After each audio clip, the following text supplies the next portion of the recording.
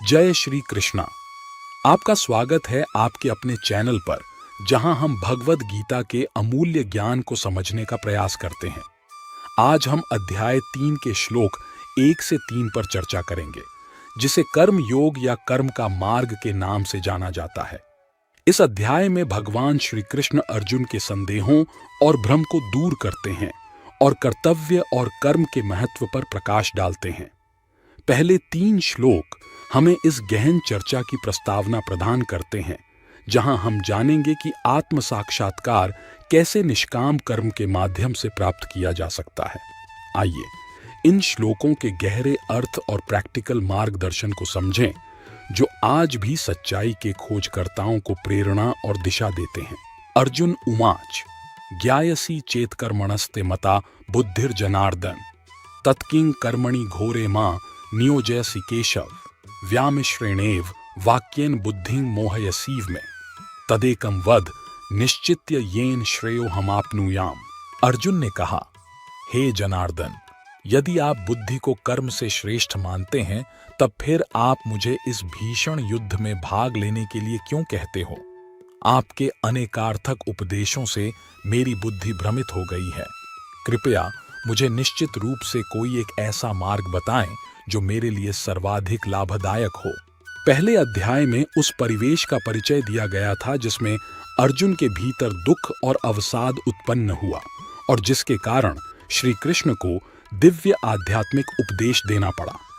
दूसरे अध्याय में भगवान श्री कृष्ण ने अविनाशी आत्मा के दिव्य ज्ञान का वर्णन किया। उन्होंने तब अर्जुन को एक क्षत्रिय योद्धा के धर्म के पालन का स्मरण करवाया और कहा कि इसका पालन करने के फल स्वरूप उसकी कीर्ति बढ़ेगी और स्वर्ग लोक की प्राप्ति होगी। अर्जुन को एक क्षत्रिय के रूप में अपने वर्ण से संबंधित धर्म का पालन करने की प्रेरणा देने के पश्चात भगवान श्री कृष्ण ने फिर कर्मयोग के विज्ञान का सर्वोत्तम सिद्धांत प्रकट किया और अर्जुन को कर्म फलों से विरक्त रहने का उपदेश दिया और यह कहा कि ऐसा करने से बंधन उत्पन्न करने वाले कर्म बंधन मुक्त कर्मों में परिवर्तित होंगे। उन्होंने बिना फल की इच्छा से कर्म करने के विज्ञान का नाम बुद्धि योग अर्थात बुद्धि का योग रखा। इससे उनका अभिप्राय निश्चयात्मक बुद्धि द्वारा मन को नियंत्रित करते हुए उसे सांसारिक लालसाओं से विरक्त रखने और आध्यात्मिक ज्ञान के संवर्धन द्वारा बुद्धि को स्थिर रखने से था। उन्होंने कर्म का त्याग करने का परामर्श नहीं दिया, अपितु इसके विपरीत उन्होंने कर्म के फल की आसक्ति का त्याग करने का उपदेश दिया।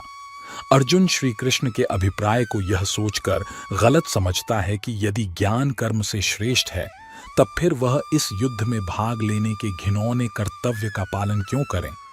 इसलिए वह कहता है, विरोधाभासी कथनों से तुम मेरी बुद्धि को भ्रमित कर रहे हो।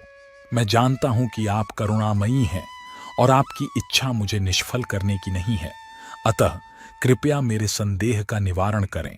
श्री भगवान उवाच लोकेस्मिन् द्विविधा निष्ठा पुरा प्रोक्ता मया नघ ज्ञान योगेन सांख्याना कर्म योगेन योगिनाम।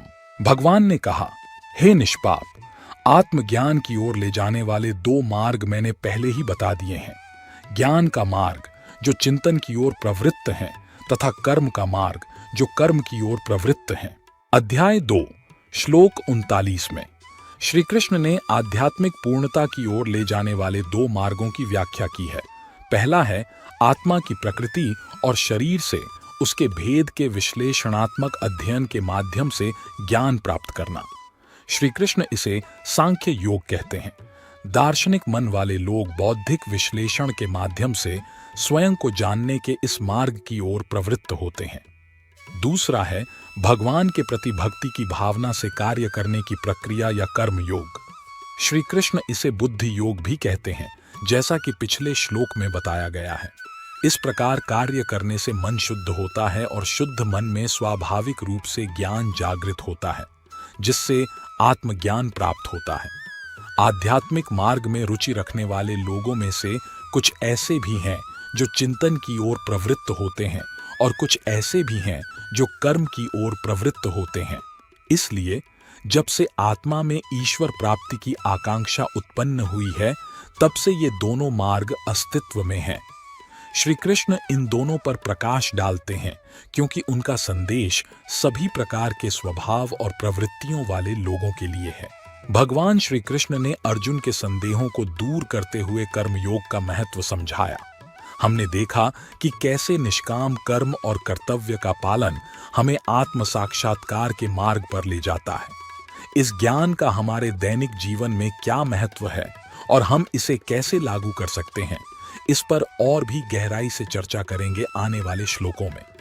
उम्मीद है कि आपको यह वीडियो पसंद आया होगा और इसमें साझा की गई बातें आपके जीवन में सकारात्मक बदलाव लाएंगी।